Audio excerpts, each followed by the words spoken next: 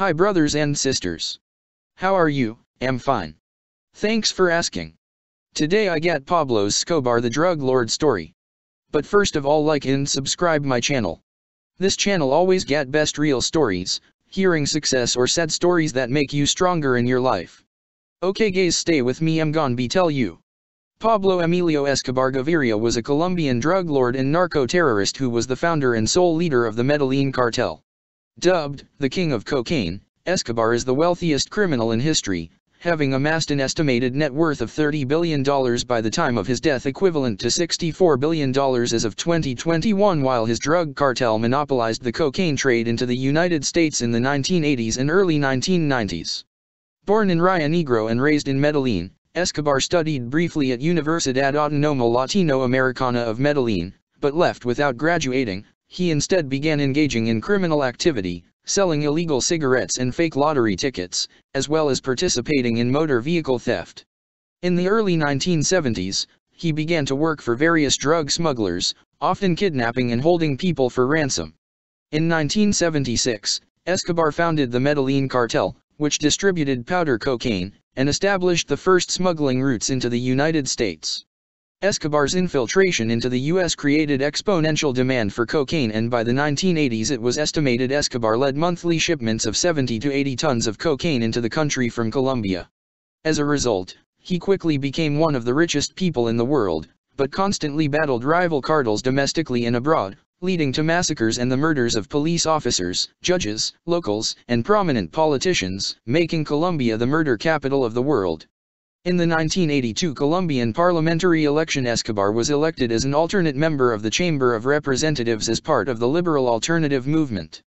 Through this, he was responsible for community projects such as the construction of houses and football fields, which gained him popularity among the locals of the towns that he frequented. However, Escobar was vilified by the Colombian and U.S. governments, who routinely stifled his political ambitions and pushed for his arrest, with Escobar widely believed to have orchestrated the DOS building and Avianca Flight 203 bombings in retaliation. In 1991, Escobar surrendered to authorities, and was sentenced to 5 years imprisonment on a host of charges, but struck a deal of no extradition with Colombian President Cesar Gaviria, with the ability of being housed in his own, self-built prison, La Catedral. In 1992, Escobar escaped and went into hiding when authorities attempted to move him to a more standard holding facility, leading to a nationwide manhunt. As a result, the Medellin cartel crumbled, and in 1993, Escobar was killed in his hometown by Colombian National Police, a day after his 44th birthday. Escobar's legacy remains controversial. While many denounce the heinous nature of his crimes, he was seen as a Robin Hood-like figure for many in Colombia, as he provided many amenities to the poor.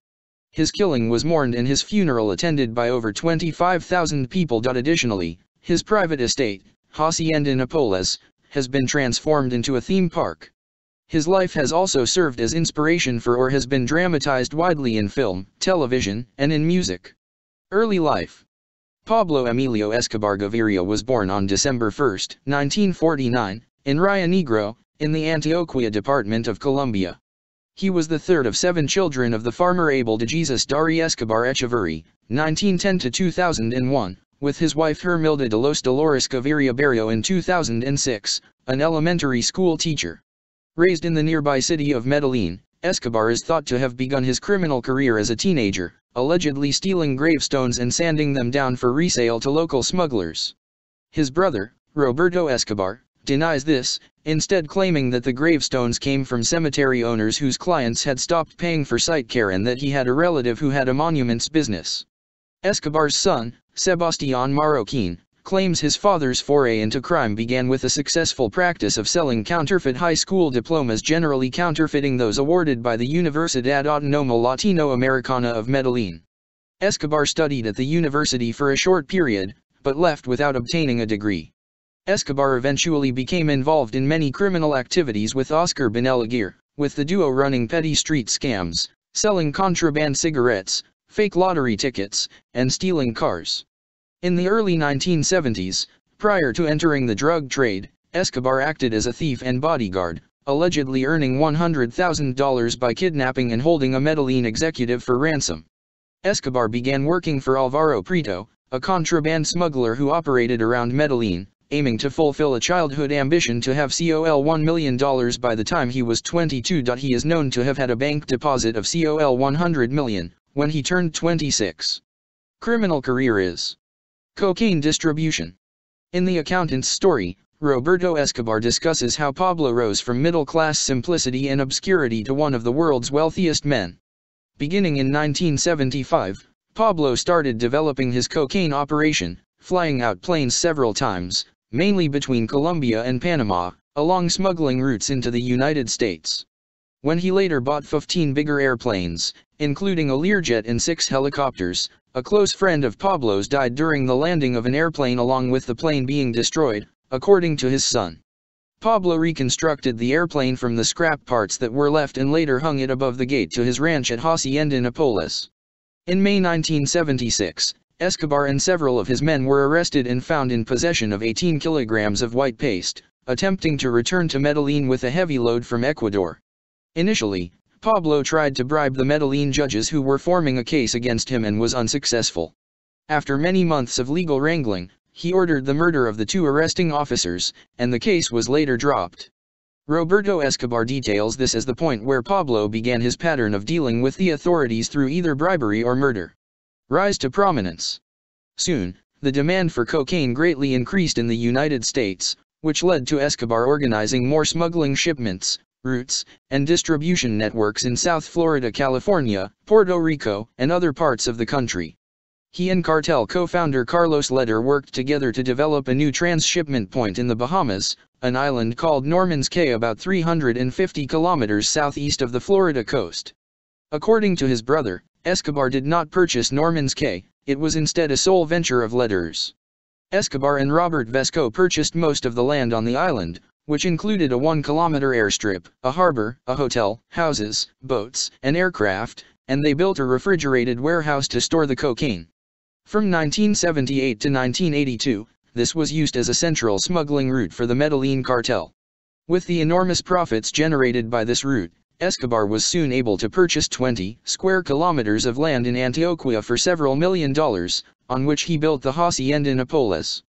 The luxury house he created contained a zoo, a lake, a sculpture garden, a private bullring, and other diversions for his family and the cartel.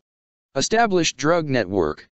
In 1982, Escobar was elected as an alternate member of the Chamber of Representatives of Colombia, as part of a small movement called Liberal Alternative. Earlier in the campaign he was a candidate for the Liberal Renewal movement, but had to leave it because of the firm opposition of Luis Carlos Galán, whose presidential campaign was supported by the Liberal Renewal movement. Escobar was the official representative of the Colombian government for the swearing-in of Felipe González in Spain.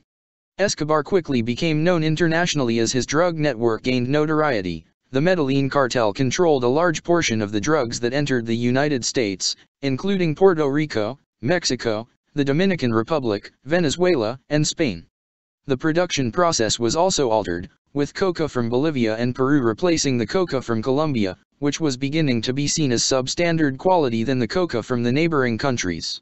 As demand for more and better cocaine increased, Escobar began working with Roberto Suarez Gomez, helping to further the product to other countries in the Americas and Europe, as well as being rumored to reach as far as Asia. Palace of Justice siege. It is alleged that Escobar backed the 1985 storming of the Colombian Supreme Court by left-wing guerrillas from the 19th of April movement, also known as M19. The siege, a retaliation motivated by the Supreme Court studying the constitutionality of Colombia's extradition treaty with the U.S., resulted in the murders of half the judges on the court. M19 were paid to break into the palace and burn all papers and files on Los Extraditables, a group of cocaine smugglers who were under threat of being extradited to the U.S. by the Colombian government. Escobar was listed as a part of Los Extraditables. Hostages were also taken for negotiation of their release, thus helping to prevent the extradition of Los Extraditables to the U.S. for their crimes. Escobar at the height of his power. See also, Avianca Flight 203 and DOS building bombing. During the height of its operations, the Medellin cartel brought in more than $70 million per day, $149.5 million in 2021 money. This level of income is roughly $26 billion per annum, $55.5 billion in 2021 money. Smuggling 15 tons of cocaine per day, worth more than $500 million, into the United States. The cartel spent over $1,000 per week purchasing rubber bands to wrap the stacks of cash they received, storing most of it in their warehouses. 10% of the cash had to be written off per year because of spoilage due to rats creeping in and nibbling on the bills they could reach. When questioned about the essence of the cocaine business, Escobar replied with, "Simple, you bribe someone here, you bribe someone there, and you pay a friendly banker to help you bring the money back." In 1989, Forbes magazine estimated Escobar to be one of 227 billionaires in the world, asserting that he had a personal net worth of approaching $3 billion, $6.4 billion in 2021 money, while his Medellin cartel controlled 80% of the global cocaine market. It is commonly believed that Escobar was the principal financier behind Medellin's Atlético Nacional, which won South America's most prestigious football tournament, the Copa Libertadores, in 1989.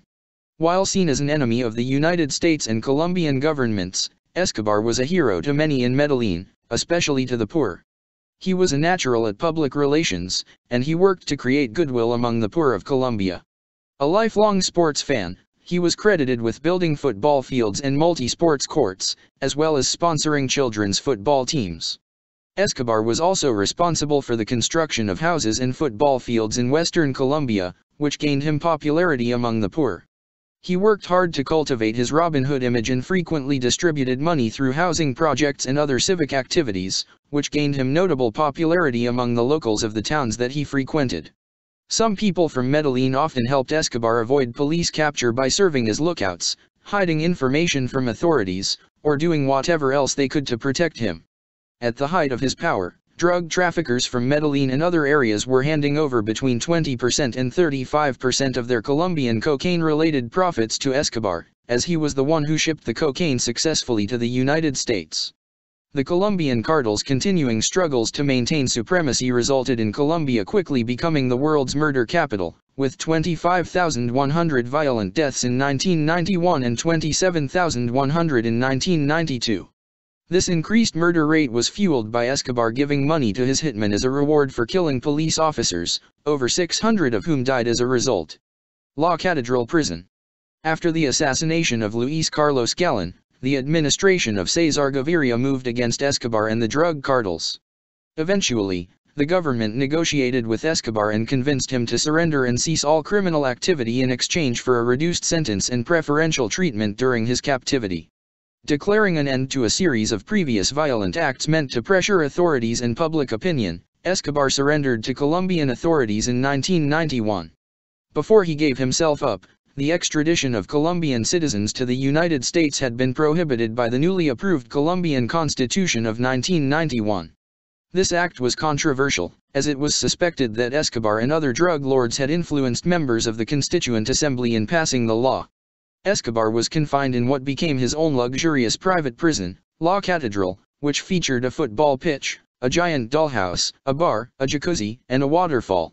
Accounts of Escobar's continued criminal activities while in prison began to surface in the media, which prompted the government to attempt to move him to a more conventional jail on July 22, 1992. Escobar's influence allowed him to discover the plan in advance and make a successful escape, spending the remainder of his life evading the police. Search Block and Los Peeps. Following Escobar's escape, the United States Joint Special Operations Command and Centra Spike joined the manhunt for Escobar. They trained and advised a special Colombian police task force known as the Search Block, which had been created to locate Escobar. Later, as the conflict between Escobar and the governments of the United States and Colombia dragged on, and as the numbers of Escobar's enemies grew, a vigilante group known as Los Peeps was formed. The group was financed by his rivals and former associates, including the Cali cartel and right-wing paramilitaries led by Carlos Castano, who would later fund the peasant self-defense forces of Córdoba and Urabá. Los Peeps carried out a bloody campaign, fueled by vengeance, in which more than 300 of Escobar's associates, his lawyer, and relatives were killed, and a large amount of the Medellin cartel's property was destroyed.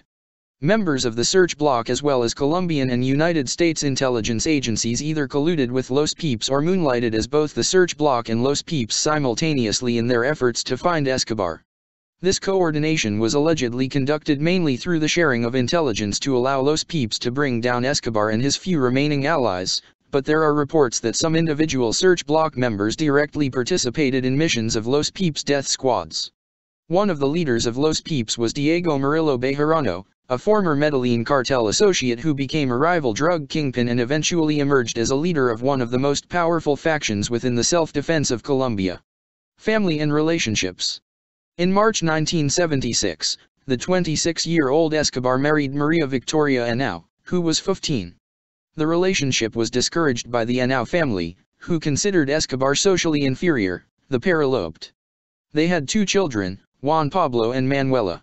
In 2007, the journalist Virginia Vallejo published her memoir Amando a Pablo, Odiando a Escobar, Loving Pablo, Hating Escobar, in which she describes her romantic relationship with Escobar and the links of her lover with several presidents, Caribbean dictators, and high-profile politicians.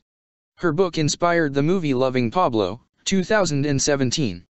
A drug distributor, Griselda Blanco, is also reported to have conducted a clandestine, but passionate, relationship with Escobar. Several items in her diary link him with the nicknames Coke de Mire and Paula Blanca.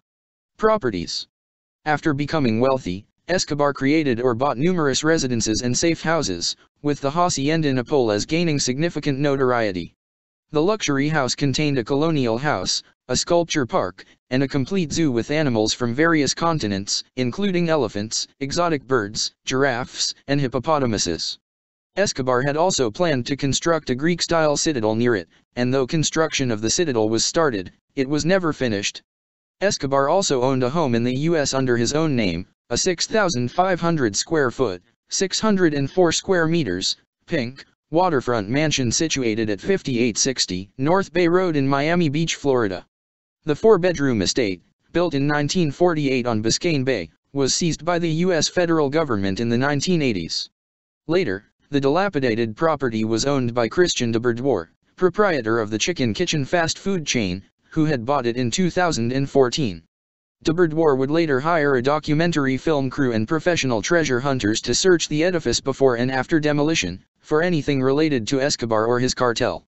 They would find unusual holes in floors and walls, as well as a safe that was stolen from its hole in the marble flooring before it could be properly examined. Escobar also owned a huge Caribbean getaway on Isla Grande, the largest of the cluster of the 27 coral cluster islands comprising Islas del Rosario, located about 35 kilometers 22 miles from Cartagena. The compound, now half demolished and overtaken by vegetation and wild animals, featured a mansion, apartments, courtyards, a large swimming pool, a helicopter landing pad, reinforced windows, tiled floors, and a large but unfinished building to the side of the mansion. Death. 16 months after his escape from La Catedral, Pablo Escobar died in a shootout on December 2, 1993, amid another of his attempts to elude the search block. A Colombian electronic surveillance team, led by Brigadier Hugo Martinez, used radio trilateration technology to track his cell phone transmissions and found him hiding in Los Olivos, a middle-class barrio in Medellin. The search block of 8 men raided the house by blowing the door open and pursuing him as he ran to the roof and tried to escape them, as well as engaging in a firefight with Escobar and his bodyguard, Alvaro de Jesus Agudelo, which ensued. The 2 fugitives attempted to escape by running across the roofs of adjoining houses to reach a back street, but both were shot and killed by Colombian National Police. Escobar suffered gunshots to the leg and torso, and a fatal gunshot through the ear. It has never been proven who actually fired the final shot into his ear, nor has it been determined whether this shot was made during the gunfight or as part of a possible execution, with wide speculation remaining regarding the subject. Some of Escobar's relatives believe that he committed suicide. His 2 brothers, Roberto Escobar and Fernando Sanchez Arellano, believe that he shot himself through the ear. In a statement regarding the topic, the duo stated that Pablo had committed suicide. He did not get killed.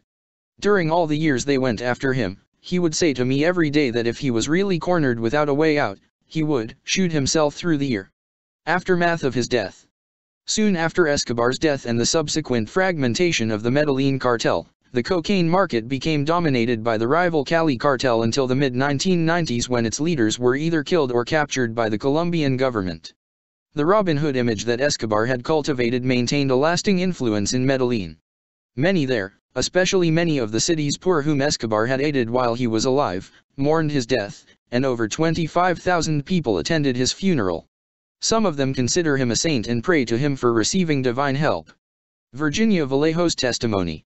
On July 4, 2006, Virginia Vallejo, a television anchorwoman romantically involved with Escobar from 1983 to 1987, offered Attorney General Mario Iguaran her testimony in the trial against former Senator Alberto Santofimio, who was accused of conspiracy in the 1989 assassination of presidential candidate Luis Carlos Galán.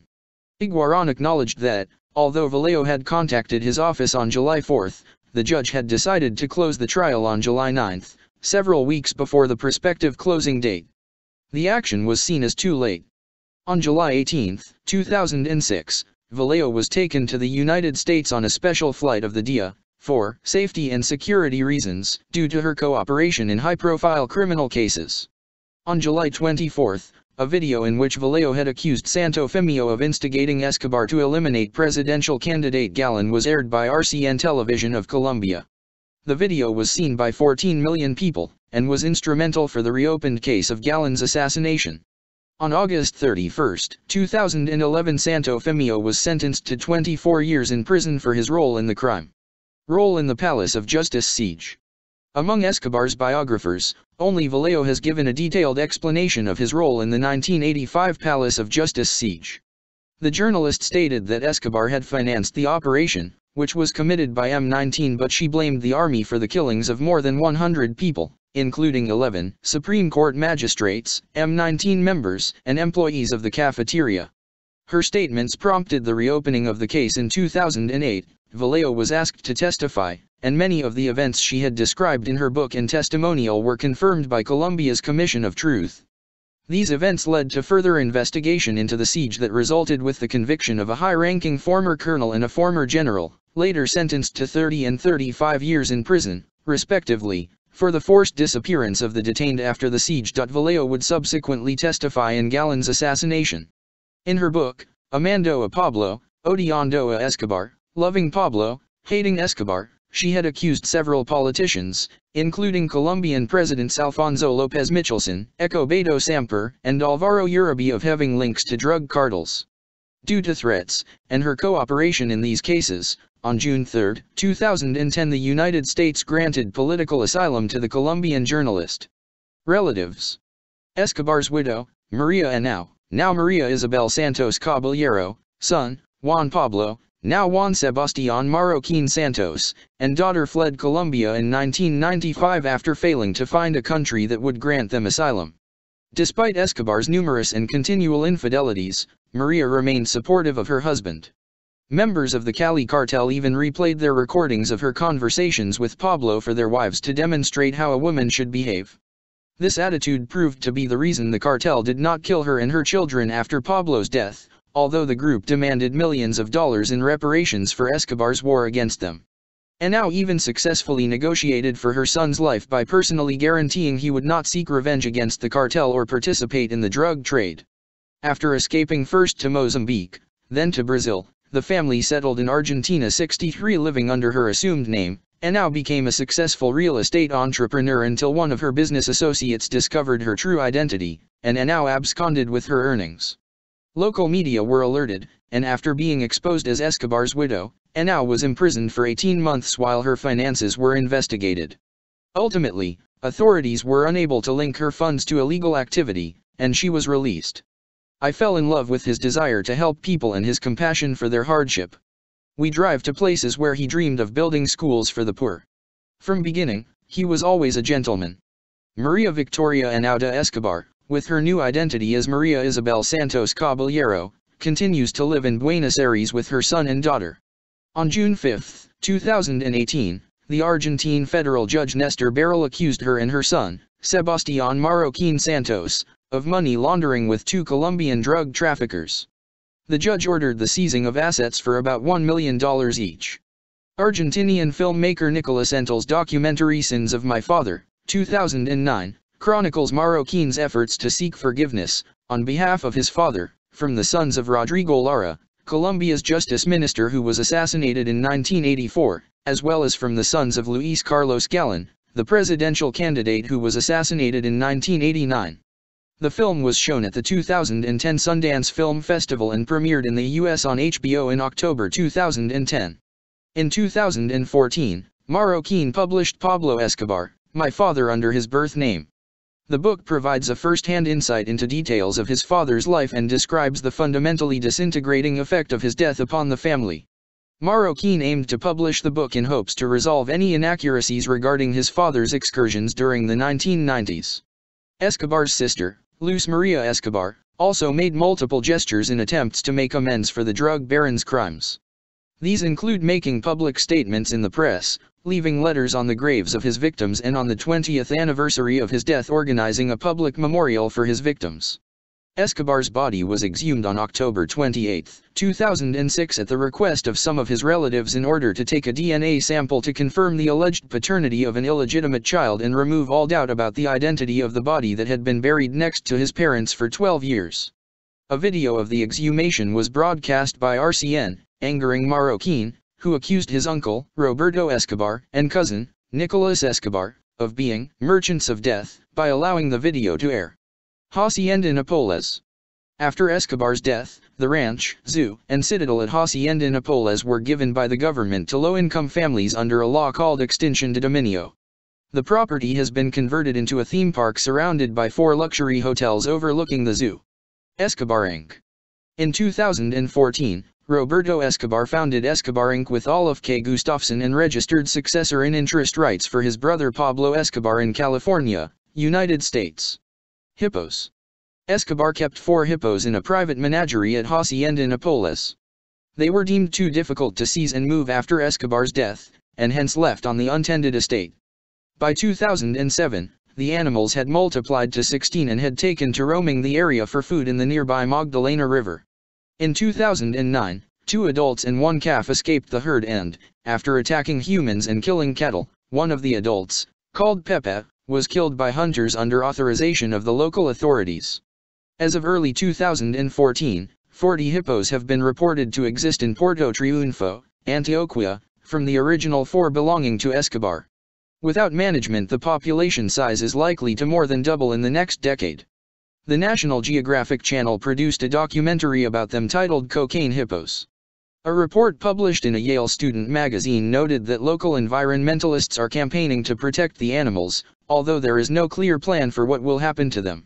In 2018, National Geographic published another article on the hippos which found disagreement among environmentalists on whether they were having a positive or negative impact, but that conservationists and locals, particularly those in the tourism industry, were mostly in support of their continued presence. Apartment demolition.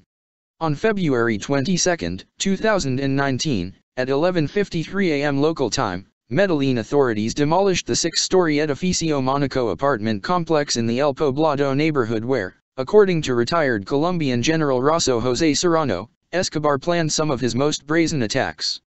The building was initially built for Escobar's wife but was gutted by a Cali cartel car bomb in 1988 and had remained unoccupied ever since, becoming an attraction to foreign tourists seeking out Escobar's physical legacy. Mayor Federico Gutierrez had been pushing to raise the building and erect in its place a park honoring the thousands of cartel victims, including 4 presidential candidates and some 500 police officers. Colombian President Iván Duque said the demolition means that history is not going to be written in terms of the perpetrators but by recognizing the victims, hoping the demolition would showcase that the city had evolved significantly and had more to offer than the legacy left by the cartels. In popular culture. Films. 2 major feature films on Escobar, Escobar in 2009 and Killing Pablo in 2011, were announced in 2007. Details about them, and additional films about Escobar, are listed below. Blow, a 2001 American biographical film based on George Young, a member of the Medellin cartel. Escobar was portrayed by Cliff Curtis. Pablo Escobar, the King of Coke, 2007, is a TV movie documentary by National Geographic, featuring archival footage and commentary by stakeholders. Escobar was delayed because of producer Oliver Stone's involvement with the George W. Bush biopic W. As of 2008, the release date of Escobar remained unconfirmed. Regarding the film, Stone said, "This is a great project about a fascinating man who took on the system. I think I have to thank Scarface, and maybe even Ari Gold.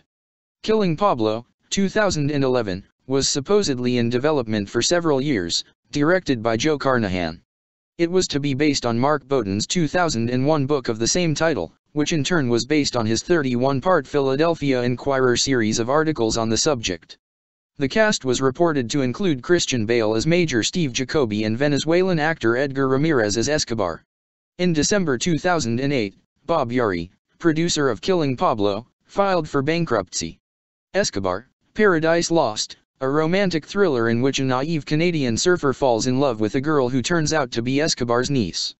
Loving Pablo, a 2017 Spanish film based on Virginia Vallejo's book Loving Pablo, Hating Escobar with Javier Bardem as Escobar, and Penelope Cruz as Virginia Vallejo.